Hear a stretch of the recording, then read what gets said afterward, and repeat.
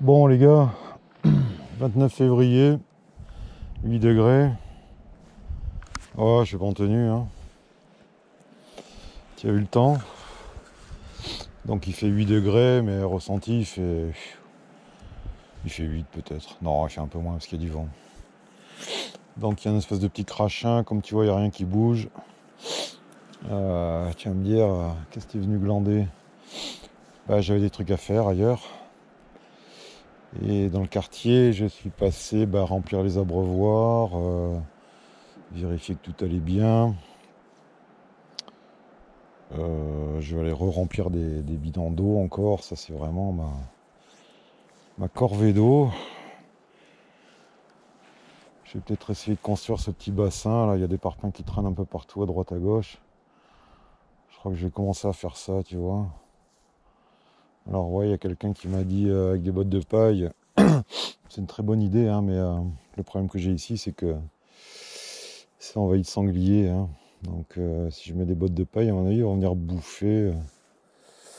Et je peux pas faire comme Titou une gamate au sol avec 3 bouts de bois parce que sanglier, renard, machin, ça va venir boire là-dedans, hein. Alors je vais faire, je sais pas, 3 rangées de parpaings avec une bâche et puis voilà, hein.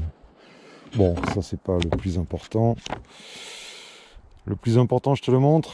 Tu as vu la vignette? Alors c'est quoi cette maladie? Bah c'est une maladie qui est arrivée à un ami. Voilà. Et ouais, loque américaine. Alors loque américaine, le coronavirus, je suis en train de remettre, enfin de tenter de remettre ma vis de lunettes avec ça. C'est mort, c'est officiel. Donc ouais, la loque américaine, c'est alors ce bouquin, hein, je t'ai pas dit d'acheter beaucoup de livres, hein. J'ai dit pour ceux qui débutent le traité rustica d'apiculture et le deuxième c'est celui-là à acheter selon moi, hein. Maladie des abeilles, édition France Agricole, qui est fait par Samuel Boucher, qui est un vétérinaire apicole, qui est compétent, très compétent, et voilà, hein. Donc ouais, le prix, parce qu'il y en a qui vont me demander, donc je vais te le dire, le prix, je ne sais pas, mais tu sais, malheureusement, tout ce genre de bouquins un peu techniques et trucs, c'est pas donné en général, hein. Vous regarderez sur internet, hein, il y a du vent, hein, ça va être chiant, hein. Ouais, il fait glacial, hein, je vais me faire un café dans la roulotte et après il n'y aura pas de vidéo. En même temps, vous en avez vu un wagon la semaine dernière, hein. Alors ce qu'on a vu la semaine dernière, c'est pas des visites de printemps, hein, c'est un petit contrôle vite fait mal fait, hein. Vraiment à la visite de printemps, il faut tirer les cadres et regarder la gueule du couvain, tu vois, par exemple, voilà, si tu as un beau cadre de couvain comme ça, c'est magnifique.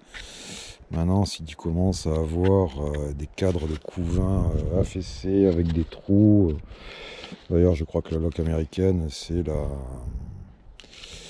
première qui est dans ce bouquin, parce que c'est la plus grave, hein. C'est la plus grave parce qu'elle est... voilà, tu vois, hein, donc ça ressemble à ça. Donc tu as du couvain qui est affaissé, hein, ton couvain il doit être bombé, hein, en aucun cas il doit être affaissé, en aucun cas il doit être percé non plus, hein. Alors, percé, ça peut être aussi le varroa, ça peut être des souches nettoyeuses qui voilà, nettoient. Mais ouais, c'est un truc très grave, hein, ça, hein. Donc il faut le prendre en charge le plus tôt possible. Et que vous soyez au VDSA, dans un GDSA, pardon, VDSA, dans un GDFA, groupement de défense sanitaire des abeilles ou pas, vous les contactez, hein. C'est pas réservé aux membres du club, hein, si tu veux, hein. Il y aura toujours quelqu'un au GDSA qui va t'aider, te dire quoi faire, qui va venir contrôler. Tu lui envoies des photos, mais non, la loque américaine, c'est un truc super grave, hein. Voilà, la personne dont je parle, qu'est-ce qu'il a fait? Il a envoyé une photo au GDSA, et les GDSA a pris les mesures qui s'imposent, hein. Voilà, et en l'occurrence, ça se termine par des visites, par des trucs, par une destruction des colonies, hein.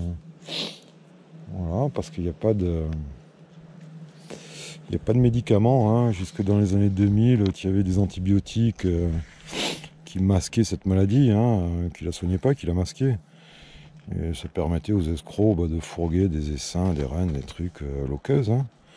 Et puis cet antibiotique, on s'est rendu compte qu'il migrait dans le miel. Hein. Donc faire du miel aux antibiotiques, si tu veux, c'est pas le but. Hein.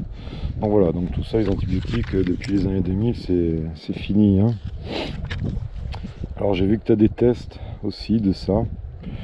Te dire ce qu'ils veulent, je sais pas. Il y a une vidéo de Fred l'apiculteur de Belgique là, qui en avait acheté parce qu'il avait, lui je crois à l'époque, une suspicion de loque européenne, il me semble, hein, de mémoire, qui est complètement différente. Hein. Tu peux pas tu peux pas te planter entre les deux, entre l'américaine et l'européenne. Hein. L'américaine, regarde la photo, tu vois, ou la photo de vignette là. Hein. Donc tu plantes la limette et voilà, ça te fait un filament. Hein. Voilà, mais ce bouquin, ouais, vraiment, hein, il faut l'avoir. Hein. Alors tout ça, ça fait partie ouais, de toutes les maladies que peuvent avoir les abeilles, pardon. Et ouais, comme disait Mathieu dans son... Vous avez vu le petit reportage de Mathieu? Il passe à la télé, Mathieu, maintenant, bravo. T'es le futur grand apiculteur de France, toi. C'est bien.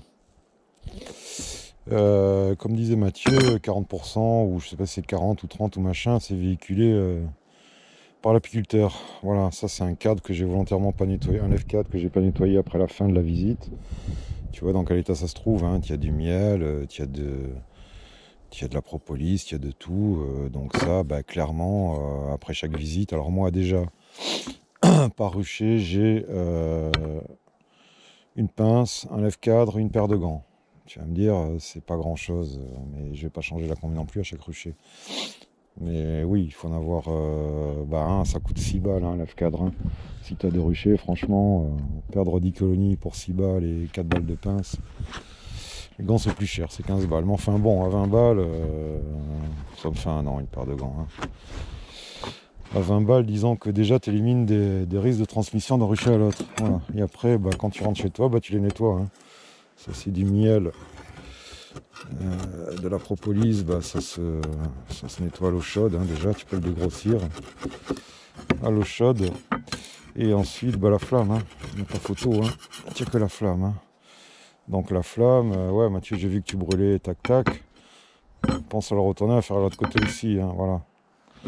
Et oui, parce qu'il y en a de partout. Hein. Tu grattes aussi avec ce côté-là. Putain, ils sont dégueulasses. Hein.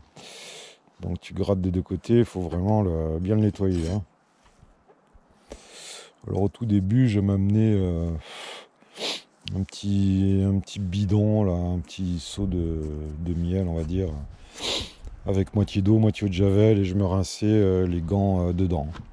C'est vrai que ça fait 2 ans que je le fais plus, parce que bon, je suis pas un grand fan de la javel. Mais ouais, les gants en cuir, c'est vrai qu'il faudrait aussi se les passer dans le seau, tu vois. Je te dis pas d'utiliser 1000 litres de javel. Mais peut-être que de temps en temps, ouais, quand même, ça ferait pas de mal. Hein. Surtout pour ceux qui ont les gants en cuir. Hein. Moi, les gants en plastique, j'arrive pas, je suis désolé. C'est certainement plus hygiénique que ces merdes là. Si tu travailles sans gants, c'est parfait. Hein. Tu te laves les mains et t'as ça aussi. Hein. Ça, c'est la mode en ce moment, là, avec le coronavirus. Hein. J'étais à Menton lundi, c'est la psychose, hein, les gars. Hein. La loque américaine, c'est encore plus contagieux que le coronavirus. Hein. C'est vraiment pas à prendre à la légère. Hein. Gel hydroalcoolique, hein, ça peut faire la blague. Hein. Voilà. Gel hydroalcoolique, c'est de l'alcool, de l'eau, tu dois avoir un petit diluant, un petit épaississant, là, un petit truc pour que ce soit un peu, tu vois, un peu gel, quoi. Je sais pas si j'arrive à lire ce qu'il y a derrière. Alors, qu'est-ce qu'on a là-dedans? Éthanol. Présence d'agents épaississants. Ouais, ils te mettent pas ce que c'est. Bon. Après, hein, tu peux le faire peut-être avec de l'eau de vie ou de l'alcool à brûler, j'en sais rien. Je sais pas. Tout ça, c'est un peu en rupture de stock en ce moment. Hein. Je m'appelle. Donc juste pour te dire, ouais, que la première visite, elle doit être sérieuse. Là, on n'en a pas fait, on va pas en faire aujourd'hui.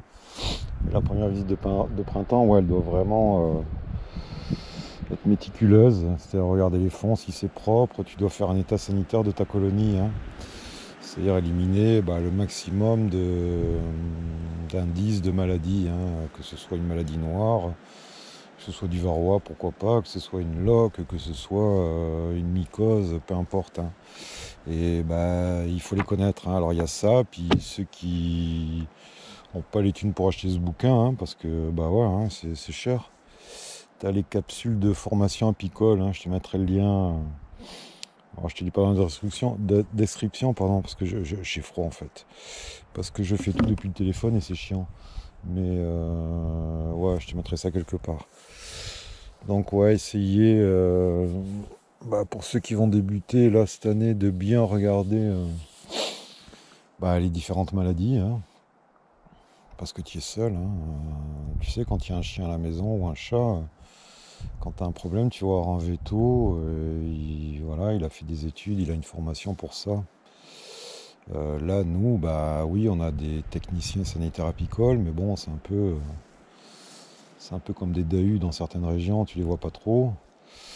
Dieu merci, on a des GDSA, hein, donc tu peux toujours les contacter, leur envoyer des photos. C'est des passionnés de l'abeille aussi, donc il y aura toujours quelqu'un qui va prendre un moment pour te répondre, pour t'indiquer, pouvoir se déplacer. Hein. Et puis l'hygiène, sans tomber dans des paranoïas, des trucs, la base quoi, hein, la base, avoir des gants propres, un F4 propre, des outils propres, bien les laver, puis ensuite c'est la flamme, hein, voilà, hein, ça te servira toujours, hein, celui-là il doit avoir 30 ans le machin, tu vois, donc c'est pas un gros investissement, ça vaut 20 balles, tu en as toujours besoin, hein, de toute façon, voilà, c'est un peu, négligez pas ça, hein, parce que franchement, avoir une loque, cramer des colonies, des cadres d'abeilles, et puis il faut les tuer avant. Hein. Tu passes le soir, tu mets la mèche de soufre et tu attends qu'elle meure. Hein. Donc c'est pas rigolo quoi. Tu n'es pas responsable de ça, hein, malheureusement. Ça peut être, je te dis, ton voisin qui a négligé et qui a laissé crever sa colo et qui va pas la voir et elle s'est fait piller, toi t'as chopé ça. Il ne s'agit pas de dresser les uns contre les autres, hein, il s'agit d'être tous responsables, car nous sommes tous unis. Bon, allez, j'allais me boire un café, bise.